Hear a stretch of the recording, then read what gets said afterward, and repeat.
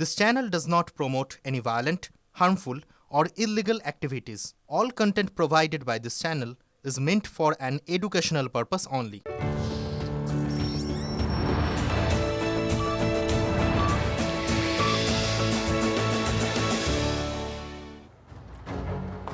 বিকেল ৫টা শুরু করছি আজকের পাঁচ কথা মানে এখনো পর্যন্ত যা যা ঘটে গেছে তার মধ্যে থেকে ঝাড়াই বাছাই করে সেরা খবর আপনাদের সামনে নিয়ে আসি আমি মঞ্জিরা। প্রথমে মুর্শিদাবাদের দিকে নজর রাখবো।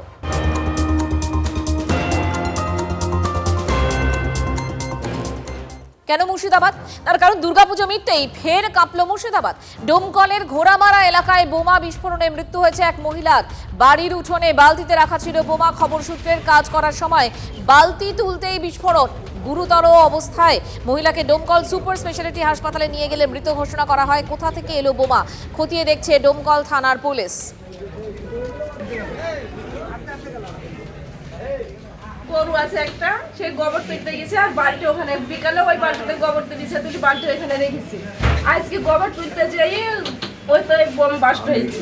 মানে ওই বালতিতেই ছিল? ওই বালতিতেই ছিল। এতক্ষণ কোথায় ছিল বডি? 11:30। এতক্ষণ কোথায় ছিল? বাড়িতে লুকিয়ে রেখেছিলেন? না, এরা তো অভিযোগ করছে বডি লুকিয়ে রাখলে পুলিশ একটা সিভিক ওখানে ছিল, আমি দেখেছি সিভিকটাকে যে এখানে আছে, এখানে আছে। মানে আমরা অ্যাম্বুলেন্স ফোন করেছি, পুলিশ এসে পুলিশের গাড়ি দেখে অ্যাম্বুলেন্স এসে আবার ঘুরে চলে গেছে। তারপরে পুলিশকে বলি তো নিয়ে আসা হলো, কিন্তু কেউ হিংসা মুখের এই কাজটা করেছে এটা বলতে পারবো, নাহলে গোবরের বালতিতে কেউ বোম রেখে। আবার আমি বলছি যে আগে হসপিটালে তোলেন বা পুলিশের হাতে দেন। পুলিশের হাতে দেওয়ার কোনো নাম নাই। ওই লুকিয়ে রেখেছি, সব পুলিশ এসছে, ফোন করছি বারবার, ফোন ধরছে না। বডি লুকিয়ে রেখেছে, বডিটা লুকিয়ে রেখেছে। কারা লুকিয়ে রেখেছে? কারা লুকিয়ে রেখেছে আমরা তো জানি না। আমরা ওখানে গিয়ে আমি ফোন করছি, কোথায় বডি লুকিয়ে রেখেছে, পুলিশ এসছে। তো কিসের জন্য? আপনার যদি পুলিশকে দেখাতে চাইছিল না, না যদি দোষ না থাকে তাহলে আপনারা যাবেন, পুলিশকে বলেন, পুলিশই নিয়ে যাবে, পুলিশই আপনাকে হেল্প করবে। পুলিশ তো আপনাকে খেতে আসেনি। বোমা এখন এ রাজ্যে কুটির শিল্পে পরিণত হয়েছে। আগে গ্রামের দিকে মায়েরা যেমন বড়ি দিয়ে রোদ উঠতেই শুকাতে দিতেন, এখন এই পুজোয় বৃষ্টি হয়েছে তো তাই সবে হয়তো রোদ উঠেছে, একটু বোমা শুকোতে দিয়েছেন গ্রামের বাড়িতে বাড়িতে। এবং এই শুকানোর কাজ চলবে আপনার ডিসেম্বর, জানুয়ারি, ফেব্রুয়ারি পর্যন্ত চলবে। কারণ এই মুর্শিদাবাদ থেকে উপরে কোচবিহার পর্যন্ত, নিচে কলকাতা পর্যন্ত এই পেটো বোমা বা ক্রুড বোমার সাপ্লাই হয়।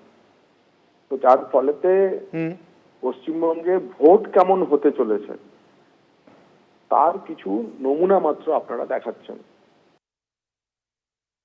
বিজেপি যা বলছে সম্পূর্ণভাবে মিথ্যাচার। আপনারা যদি ইতিহাস দেখেন তাহলে ডোমকলের কিন্তু একটা ইতিহাস আছে, এবং শুধু এই আমাদের শাসনকালেই ঘটেছে এরকমটাও নয়। আর নির্বাচনের সব দুঃস্বপ্ন এখন থেকে তারা দেখতে শুরু করেছে। নির্বাচন দেরি আছে, এখনো তো আমরা উৎসবের মেজাজে আছি, নির্বাচন অনেক পরে। সুতরাং তারা এখন থেকে বুঝতে পারছেন নির্বাচনে তারা শূন্য পেতে চলেছেন, তাই এইসব বলে বাজার গরম করার চেষ্টা করছেন। পুরো বিষয়টা প্রশাসনিক স্তরে খতিয়ে দেখে ব্যবস্থা নেওয়া হবে। দশমীর রাতে মদ খেয়ে চুর টোলে পড়ে যাচ্ছেন ট্রাফিক ইন্সপেক্টর। পুলিশের আচরণে ক্ষুব্ধ জনতার মারধর, ভিডিও ভাইরাল শ্রীরামপুরে। সরিয়ে দেওয়া হলো ট্রাফিক ইন্সপেক্টরকে। দশমীর রাতে শ্রীরামপুর বটতলায় ডিউটি করছিলেন শ্রীরামপুরের ট্রাফিক ইন্সপেক্টর। তিনি মত্ত অবস্থায় ছিলেন বলে অভিযোগ সোজা হয়ে দাঁড়াতেই পারছিলেন না ওই অফিসার। উত্তেজিত জনতা এই দৃশ্য দেখে তাকে মারধর করে। অন্য পুলিশ কর্মীরা তাকে সরিয়ে নিয়ে যায়।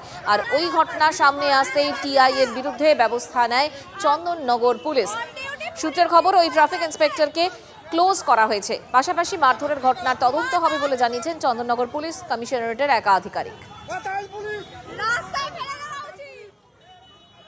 আমাদের যে এসওপি এবং আমাদের যে সার্ভিস বুকে লেখা আছে, আমাদেরকে ওথ নেওয়ার সময় বলাই হয় যে কোনো রকম ভাবে মদ্যপান করে কিংবা কোনো রকম নেশা করে ডিউটিতে আসা যাবে না। এইসব পুলিশ অফিসার এগেনস্টে ডিপার্টমেন্টাল প্রসিডিং করে তার এগেনস্টে পানিশমেন্টের ব্যবস্থা করতে হবে, নাহলে একটা দৃষ্টান্তমূলক শাস্তির ব্যবস্থা রাখতে হবে যে এইরকম ভাবে করলে তার এগেনস্টে অ্যাকশন হয়। পুজোর মধ্যেই নাবালিকাকে গণধর্ষণের অভিযোগ। বহরমপুরের সাটুইয়ে চাঞ্চল্য। পুজো দেখার নাম করে কিশোরীকে ডেকে নিয়ে পরিচিত এক যুবক, আর বাইকে করে ওই যুবকের সঙ্গে যায় কিশোরী। আরও একটি বাইকে আরও 2 যুবক ছিল। অভিযোগ, মণ্ডপে না নিয়ে গিয়ে জোর করে একটি ইটভাটায় নিয়ে গিয়ে ধর্ষণ করে 3 যুবক। গ্রেফতার অভিযুক্তরা। পক্সো আইনে মামলা দায়ের করা হয়েছে। এদিকে পুজোর শেষ হতেই রাজনৈতিক উত্তাপ কোচবিহারের দিনহাটায়। ভেটাগুড়িতে বিজেপি নেতা কর্মীদের বাড়ি ভাঙচুরের অভিযোগ তৃণমূল আশ্রিত দুষ্কৃতীরা হামলা চালায় স্থানীয় বিজেপি নেতা কর্মীদের বাড়িতে। ভাঙচুর করা হয় আসবাবপত্র, বিজেপি কর্মীদের বাইক। বিজেপি নেতার ছেলে খুন নাকি আত্মহত্যা, কোচবিহারের ঘোকসাডাঙ্গায় এ নিয়েই জলঘোলা। তৃণমূল নেতার বিরুদ্ধে অভিযোগ, পুলিশের বিরুদ্ধে এফআইআর না নেওয়ার অভিযোগ। শিলডাঙ্গায় স্থানীয় বিজেপি নেতার ছেলের দেহ মিলেছে রেল লাইনের উপর। বিজেপি নেতার অভিযোগ, পুজোর চাঁদা নিয়ে ছেলের সঙ্গে স্থানীয় ক্লাবের ঝামেলা হয়েছিল, সেখানেই তাকে খুন করে দেহ রেল লাইনের উপর ফেলা হয়েছে।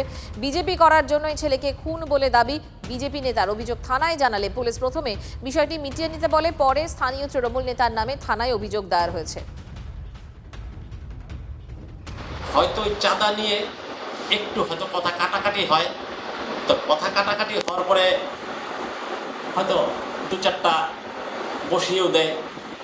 বসিয়ে দেওয়ার পরে যখন হয়তো দেখেছে যে একটু এদিক সেদিক জায়গায় লেগে গিয়েছে, যখন দেখলো যে ছেলে তো ফিনিশ, এখন কি করব, বাস ওই যে বলহরি ট্রেন লাইন দিল, আর আমার তো বুকটা খালি হয়ে গেল। রোগী মৃত্যু ঘিরে হাসপাতালে ভাঙচুর, পরিস্থিতি সামালে বিশাল পুলিশ বাহিনী। নদিয়ার তেহট্টে ব্যাপক উত্তেজনা। লাঠি উঁচিয়ে তারা পুলিশের। করিমপুরের এক সাপে কাটা কিশোরকে হাসপাতালে নিয়ে আসা হয়। হাসপাতালে কিশোরের মৃত্যু হয়, তারপরই ক্ষোভে ফেটে পড়েন রোগী পরিজনরা। ভাঙচুর করা হয় হাসপাতালে এমার্জেন্সি জিনিসপত্র। ঘটনায় এখনো পর্যন্ত গ্রেফতার 4। অভিরূপ ঘোষ বলে একটা ছেলে, 11 বছরের, গরিবপুর নাটনায় বাড়ি। ও সকালের দিকে একদম আর্লি মর্নিংয়ের দিকে এসছিল, সাপে কামড় নিয়ে প্রবাবলি যেটা ডাক্তাররা যেটা অ্যাজাম্পশন করছেন সেরকমভাবে মারা গেছে। সাবসিকুয়েন্টলি তাকে যখন পোস্টমর্টমের জন্য নিয়ে যাওয়া হচ্ছিল তখন কিছু লোকজন উত্তেজিত হয়ে পড়ে এবং তারপরে একটু ভাঙচুর করে ইমার্জেন্সি ওয়ার্ডটাতে। সেখানে কিছু টেবিলের কাঁচ ভেঙেছে। লাঠিচার্জের কারণ একটু বলবেন, মানে উত্তেজনা কি এতই ছড়িয়েছিল যার কারণে লাঠিচার্জ করতে বাধ্য হয়েছে? না, কিছু লোকজন, আমি বললাম কিছু আনরুলি মব টাইপের, তারা কিছু বুঝতে চাইছিল না যে পোস্টমর্টেমের যে প্রসিডিওর আমাদের থাকে সেগুলো বুঝতে না চাওয়ার জন্য তারা উত্তেজিত হয়েছিল। তো সেই সময়ের মধ্যে কিছু মৃদু বল প্রয়োগ করে আমরা ডিসপার্স করেছি।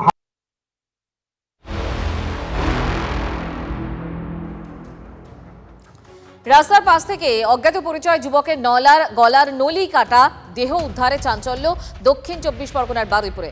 ঘটনার পর থেকে আতঙ্কে এলাকাবাসী। দেহের পাশে মদের বোতল পড়েছিল দাবি প্রত্যক্ষদর্শীদের। কি কারণে খুন খতিয়ে দেখছে বারুইপুর থানার পুলিশ। সংলগ্ন এলাকার সিসিটিভি ফুটেজও খতিয়ে দেখছে পুলিশ। সকালে এসে দেখছি এখানে একজন ভদ্রলোক মার্ডার হয়ে গেছে, গলার টুটি কাটিয়ে দিয়েছে। এখানে কিছু বোতল টোতল এটা ওটা পড়ে আছে। আমাদের এখানে তো সন্ধ্যার সময়, তো সন্ধ্যার থেকে রাত 11টা-12টা অবধি মদের আসর চলে এই রাস্তায়। আর বলতে গেলেই মানে সে একদম উল্টোপাল্টা কথাবার্তা বলে, আর মদ ফদ খেয়ে আর সে মদের বোতল সব ভেঙে চুরে একদম রাস্তার উপরে ফেলে দিয়ে যায়। ছেলেদের চেনা যাচ্ছে না কোথায় যাচ্ছিলে।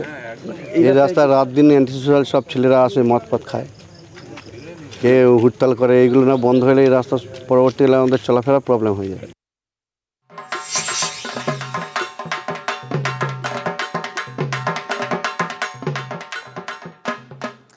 বাঙালির প্রাণের উৎসবে সমাপ্তির বাদ্যি।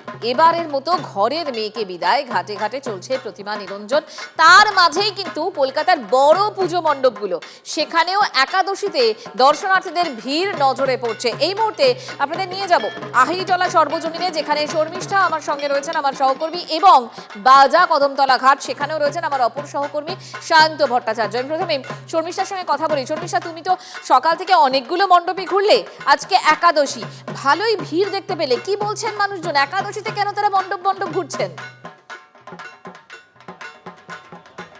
আসলে ব্যাপারটা কি বলতো মঞ্জিরা, যারা অফিস করেন কলকাতায় আসেন দূর দূরান্ত থেকে, তারা পঞ্চমী ষষ্ঠীর দিন ট্রাই করেছিলেন ঠাকুর দেখার, কিন্তু কি বলতো প্রচন্ড ভিড়। আর আমি দক্ষিণ কলকাতা থেকে একেবারে উত্তর কলকাতা আসতে পেরেছি, এখানে আমি একটা গ্রুপকে পেয়েছি, আমার তার জন্য একটু এদিকে যেতে হবে।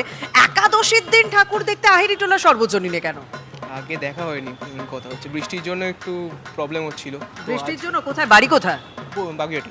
বাগুইয়াটি থেকে মানে ঠাকুর দেখার সময় হয়ে ওঠেনি না, একটু ভিড়টাকে অ্যাভয়েড করলাম? না আসলে আমরা থাকি আমরা দুজনে বেলেঘাটা সিআইটি মোড়ে থাকি। মানে বেলেঘাটা তো কাছে, এখান থেকে আসতে এত মানে একাদশী অবধি টাইমটা কেন? না কালকে দশমী বাড়ির লোকের সাথে বেরিয়েছিলাম, তাই জন্যই আজকে ফ্রেন্ডসদের সাথে তো ফাঁকায় ফাঁকায় বেশ ঠাকুরটাও দেখা হচ্ছে, আলোগুলোও দেখা হচ্ছে, কেমন লাগছে? খুব ভালো লাগছে। এরপরেও কি আর কোথাও যাওয়ার প্ল্যান আছে নাকি? না একটু জাস্ট ঘাটে যাবো ব্যাস। এবার এই যে দেখো, এখান থেকে ওনারা ঘাটে চলে যাবেন, আরো অনেকে চলে এসেছেন এবং শান্তশিষ্ট হয়ে বেশ ছবি তুলতে পারছেন, সেলফি নেওয়া যাচ্ছে, তাই তো? এটা একটা বেশ ভালো, কোথাও আর ভলেন্টিয়ার্সে বাসি শুনতে হচ্ছে না, বেরিয়ে যান। তো আমাদের অফিস এখানে, তো আমরা জাস্ট অফিস থেকেই এসেছিলাম। আচ্ছা, আসল বাড়ি কোথায়? বাঘাযতীন, সাউথ কলকাতা। সাউথ কলকাতা থেকে নর্থে আসা হয়নি তার মানে? না আসা হয়নি। অফিস কোথায়? এখানে কাছাকাছি? হ্যাঁ নিমতলাতে, কাঠগোলালে। মানে একাই এসেছেন? না না, আমার কালীগাছের সাথে সহকর্মীরাও আছেন। মানে অফিসও হলো, মানে রথ দেখা কলা বেচা যাকে বলে, অফিসও হলো ঠাকুর দেখা হলো। একদম তো একদম। কেমন লাগছে এখানে? ভীষণ সুন্দর। এতদিন মানে আমরা এখন তো সব প্যান্ডেল নয় টিভিতে নয় মোবাইলে দেখতে পাচ্ছি, এই চোখের সামনে আহিরিটোলা সর্বজনীন মানে এই একটাই না আরো? না আরও আমরা দু তিনটে দেখতে দেখতেই আসছিলাম, ওর দেখা হয়নি বেসিক্যালি, ওই জন্য বললাম চলো দেখেই আসি। আর কোন কোন ঠাকুর দেখা হলো? ওই উল্টো দিকে একটা দুটো আছে, দু চারটে দেখছিলাম। আর বাগান, তপন স্মৃতি সংঘ, তারপর অটো স্ট্যান্ডের উল্টো দিকে একটা আছে, দেখেই এখানে আসলাম। আর এরপর আছে? না না না, অফিসের অনেক কাজ পড়ে আছে তো। দেখো মঞ্জিরা, অফিসের কাজ করতে করতে ঠাকুরও যে দেখা যায় সেটা অন্তত দেখা যাচ্ছে। এই যে আমি একজনকে দেখাচ্ছি, দেখো এতটা শান্ত হয়ে কতজন মোবাইলে ছবি তুলতে পেরেছে রে কতদিন, তার জন্য তারা একাদশীর দিন বেছে নিয়েছেন যে শান্ত হয়ে একটুখানি নিজেও ঠাকুর দেখলাম, বাড়ির লোককে দেখাতে হবে, সেই জন্য মোবাইলেও বন্দি করলাম। কোথা থেকে আসছেন? ঠাকুর এই বিরাটি। বিরাটি থেকে চলে এসেছেন? পুজোর দিন ঠাকুর দেখতে বেরিয়েছিলেন কলকাতায়? এত ভিড়ে আসতে পারিনি, তার জন্য একাদশী। তার জন্য একাদশী। কটা ঠাকুর দেখা? তার মানে একাদশীতেও প্যান্ডেল হপিং চলছে। আর আমি যেমন স্টুডিওতে রয়েছি, শর্মিষ্ঠা তোমারও কিন্তু এই লাইভের দৌলতে খানিকটা প্যান্ডেল হপিং হয়ে গেল। শর্মিষ্ঠা তোমাকে আপাতত ধন্যবাদ। আমি একটুখানি বাজা কদমতলা ঘাটে যাই, কারণ কিছুক্ষণ আগেই ঘাটের কথাই বলছিল সায়ন্ত। এই মুহূর্তে দাঁড়িয়ে আজকে একাদশী, কালকে আমরা জানি বৃহস্পতিবার ছিল, অনেক ঠাকুর বিসর্জন হয়েছে কিন্তু তুলনায় কম। আজকের ছবিটা কি? দেখো, গতকাল প্রায় 2100 ঠাকুর অর্থাৎ 1800 ঠাকুর হয়েছে মোট 18টি ঘাটে এবং প্রায় 300 ঠাকুর বিসর্জন হয়েছে 9টি পুকুরে, অর্থাৎ মোট 27টি জায়গায় যে কলকাতায় নিরঞ্জন প্রক্রিয়া হয় সেখানে এখনও পর্যন্ত মানে গতকাল 2100 ঠাকুর নিরঞ্জন হয়েছে এবং এখনও পর্যন্ত এই ঘাটে অর্থাৎ বাজা কদমতলা ঘাটে মোট 68টি ঠাকুর বিসর্জন হয়ে গিয়েছে। তুমি দেখতে পাচ্ছ ক্যামেরাপারসন অমিত দেখাচ্ছে যে একের পর এক প্রতিমা নিরঞ্জন হচ্ছে এবং সেগুলো ট্রেনের মাধ্যমে ডাম্পারে এসে ফেলা হচ্ছে, সেখানে ডাম্পার চলে যাচ্ছে ধাপা ডাম্পিং গ্রাউন্ডে। অর্থাৎ এই গোটা প্রক্রিয়া কিন্তু এনজিটির আধিকারিকরাও এসছেন, তারা যেমন হচ্ছে পরিবেশবিদরাও আছেন, গোটা বিষয়টি কিন্তু নজরদারির মধ্যেই রয়েছে। প্রশাসনের তরফে যাতে কোনো বিপদ না ঘটে তার জন্য ব্যবস্থা নেওয়া হয়েছে। তোমাকে আরও একটি তথ্য দিয়ে রাখি যে এখনও পর্যন্ত যদি 18টা গঙ্গার ঘাট ধরা হয় তাহলে এখনও পর্যন্ত কিন্তু খুব বেশি ঠাকুর নিরঞ্জন হয়নি বা প্রতিমা নিরঞ্জন হয়নি, প্রায় 300 থেকে 350 মতো ঠাকুর নিরঞ্জন হয়েছে। যেটা প্রশাসনের বক্তব্য যে দ্বিতীয় দিন যে ঠাকুর করার কথা ছিল, বৃষ্টির ভয়, বৃষ্টি আসছে, দুর্যোগ হতে পারে, সেই কারণে প্রথম দিনই কিন্তু ঠাকুর সবথেকে বেশি পড়ে গিয়েছে।